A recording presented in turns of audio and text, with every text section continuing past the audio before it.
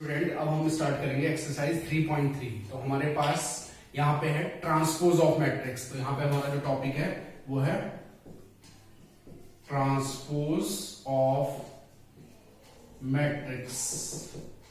तो transpose of matrix क्या होता है? इसमें हमारा जो रो है उसको हम कॉलम में इंटरचेंज करते हैं। Interchange of row and column is called transpose of matrix. यानी किसी भी मैट्रिक्स का ट्रांसपोज क्या होता है? जब उसका रो और कॉलम इंटरचेंज हो जाते हैं। कैसे? ट्रांसपोज का सिंबल क्या होता है जो हमने 11th क्लास में कॉम्प्लीमेंट का पढ़ा था? ए ट्रांसपोज, और किसी बुक में हम ए टी भी लिखते हैं। टी फॉर ट्रांसपोज होता है मीनिंग। तो उसमें क्या होता है, जैसे हम एग्जांपल लेंगे, ये ए मैट्रिक्स है हमारे पास 1 2 3 4 5 6। इसका ऑर्डर है अभी 2/3। ये ए मैट्रिक्स हमने एक एग्जांपल ले लिया, इसका ऑर्डर है 2/3। जब हम इसका ट्रांसपोज करेंगे तो ये क्या हो जाएगा? जो रो 1 है वो कॉलम 1 में जाएगी। तो ये रो 1 कॉलम 1 में कन्वर्ट हो जाएगी, और जो रो 2 है कॉलम 2 में कन्वर्ट हो जाएगी। तो उसका ऑर्डर चेंज हो जाएगा। तो इसे क्या कहा जाता है? Transpose of matrix.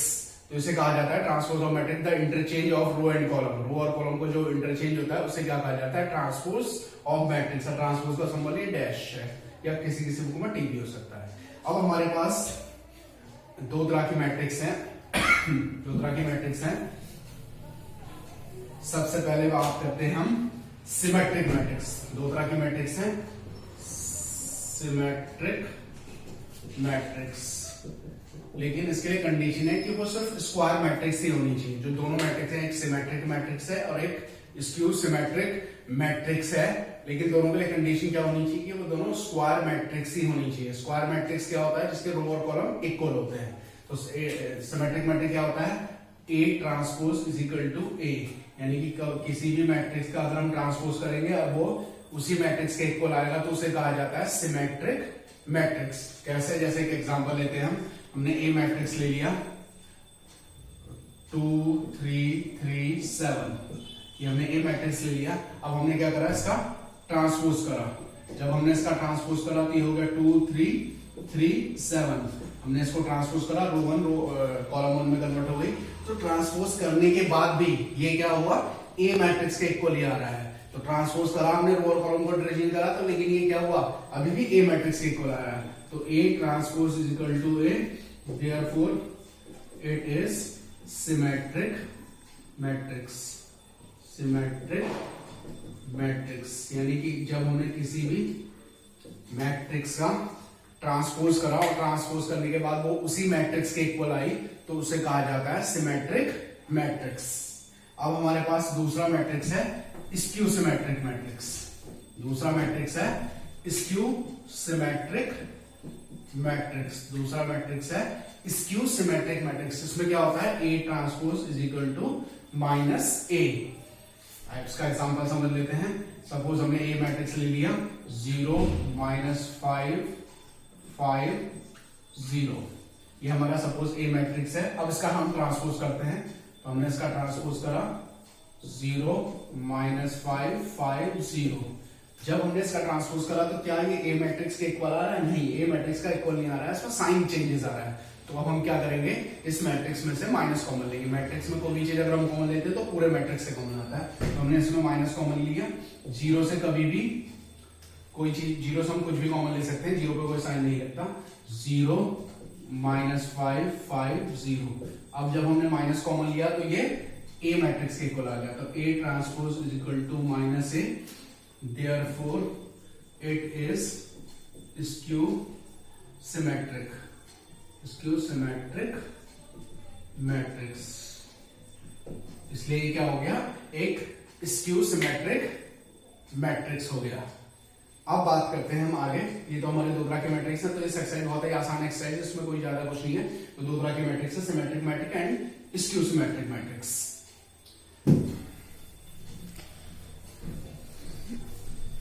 अब अगर हम किसी भी मैट्रिक्स का 2 बार ट्रांसपोज करते हैं तो वो ए मैट्रिक्स के इक्वल ही आ जाता है। तो इसका सपोज हमें कोई एक एग्जांपल देते हैं। ए मैट्रिक्स दे रखा है, ए मैट्रिक्स का ट्रांसपोज दे रखा है 1 2 3 4 5 6। हमें पहले से एक ट्रांसपोज मैट्रिक्स दे दिया। अब इससे हमें क्या चाहिए? ए मैट्रिक्स चाहिए। तो हम जो ट्रांसपोज मैट्रिक्स का उसका दोबारा ट्रांसपोज करेंगे 1 तो वो ए मैट्रिक्स के इक्वल आएगा, यानी कि 2 बार ट्रांसपोज करने पे वो ए मैट्रिक्स के इक्वल आ जाता है। 2 बार ट्रांसपोज करने पे वो ए मैट्रिक्स के इक्वल आ जाता है, यानी कि अगर हम किसी भी मैट्रिक्स को 2 बार ट्रांसपोज करेंगे तो वो वही मैट्रिक्स बन जाएगा, ए ट्रांसपोज का whole transpose equal to A matrix. अब हमारे पास क्या है, 2 थ्योरम्स हैं। पहली है for N E square matrix for real number, उसमें क्या होनी चाहिए, रियल नंबर होनी चाहिए। कोई सी भी हम एक स्क्वायर मैट्रिक्स लेते हैं तो उसकी पहली कंडीशन है A प्लस ए ट्रांसपोज, यानी कोई भी एक स्क्वायर मैट्रिक्स लेते हैं और उसका ट्रांसपोज करके उसमें ऐड करते हैं तो इज अ सिमेट्रिक मैट्रिक्स। तो वो क्या है, एक सिमेट्रिक मैट्रिक्स प्रूव होती है, सिमेट्रिक मैट्रिक्स प्रूव होगी। कोई सा भी एक ए मैट्रिक्स लेंगे उसका ट्रांसपोज करेंगे तो वो सिमेट्रिक मैट्रिक्स हो जाएगा। कैसे, एग्जांपल A 1 2 3 4, हमने इसका ट्रांसपोज करा A ट्रांसपोज 1 2 3 4, इन दोनों को हमने ऐड करा A प्लस ए ट्रांसपोज, इन दोनों को ऐड करा तो हो गया 2 5 5 8। अब A प्लस ए ट्रांसपोज को हमने सी मैट्रिक्स मान लिया, तो सी मैट्रिक्स 2 5 5 8। अब इसका ट्रांसपोज करेंगे हम सी ट्रांसपोज, तो 2 5 5 8, तो C transpose is equal to C, therefore it is symmetric matrix. इसलिए क्या हो गया, ये सिमेट्रिक मैट्रिक्स हो गया। तो ये पहली थ्योरम है कि अगर कोई सी भी स्क्वायर मैट्रिक्स लिखेंगे किसी भी ऑर्डर का, 2x2 का भी ले सकते हैं, 3x3 का भी ले सकते हैं, 4x4 का भी ले सकते हैं, तो उसमें हम उसका ट्रांसपोज ऐड करेंगे तो हमेशा क्या होगा, सिमेट्रिक मैट्रिक्स प्रूव होगा। इसकी दूसरी थ्योरम है, लेकिन ये ध्यान रखना है कि ये सिर्फ स्क्वायर मैट्रिक्स में ही अप्लाई होती है। अब हमारे पास है दूसरी थ्योरम है कि for N E square matrix A minus A transpose is a skew symmetric matrix, is a skew symmetric matrix, skew symmetric matrix is a skew symmetric matrix। दूसरी है हमारे पास कि कोई भी स्क्वायर मैट्रिक्स लेंगे हम, उसका ट्रांसपोज करके उसे अगर माइनस करेंगे तो वो स्क्यू सिमेट्रिक मैट्रिक्स प्रूव हो जाएगा। जैसे एग्जांपल ले लिया हमने, अब इन दोनों को माइनस करते हैं हम, तो 1 - 1 0 -1 1 0।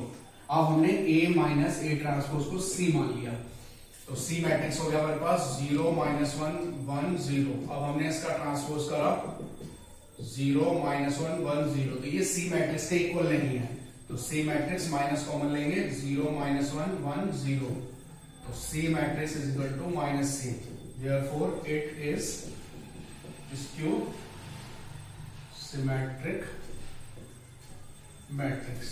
तो वो क्या हो जाएगी, स्क्यू सिमेट्रिक मैट्रिक्स हो जाएगी। तो हमारे पास ये दो थ्योरम है कि अगर हम कोई सी भी एक स्क्वायर मैट्रिक्स लेते हैं, उसको ट्रांसपोज करके ऐड करते हैं तो वो हमेशा सिमेट्रिक प्रूव होता है, और ट्रांसपोज करके माइनस करते हैं तो वो स्क्यू सिमेट्रिक प्रूव होता है। अब एक लास्ट टॉपिक है हमारे पास इसमें कि किसी भी मैट्रिक्स को हम sum of symmetric and skew symmetric में एक्सप्रेस कर सकते हैं। किसी भी स्क्वायर मैट्रिक्स को express as a sum of symmetric and skew symmetric matrix, यानी कि कोई भी एक स्क्वायर मैट्रिक्स ले सकते हैं, कोई सी भी स्क्वायर मैट्रिक्स ले सकते हैं, उसको हम एक्सप्रेस कर सकते हैं sum of symmetric as skew symmetric. तो A प्लस ए ट्रांसपोज, ये सिमेट्रिक हो जाएगा, plus A minus A transpose, ये स्क्यू सिमेट्रिक्स हो जाएगा, लेकिन इसे ऐड करके A बनना चाहिए, तो by 2 is equal to A matrix. तो जब हमें क्वेश्चन में लिखा रहेगा कि express as a sum of symmetric and skew symmetric, ये तो ये सिमेट्रिक को रिप्रेजेंट कर रहा है, ये स्क्यू सिमेट्रिक को, अगर हम इसे पूरा सॉल्व करेंगे तो वो A मैट्रिक्स मिलेगा। ये क्वेश्चन नंबर 10 में हमें करना है, क्वेश्चन नंबर 10 जो है 3.3 का, उसमें हमें ये करना है। तो स्टूडेंट्स 3.3 बहुत आसान एक्सरसाइज है, इसे कंप्लीट कर लेंगे। Thank you.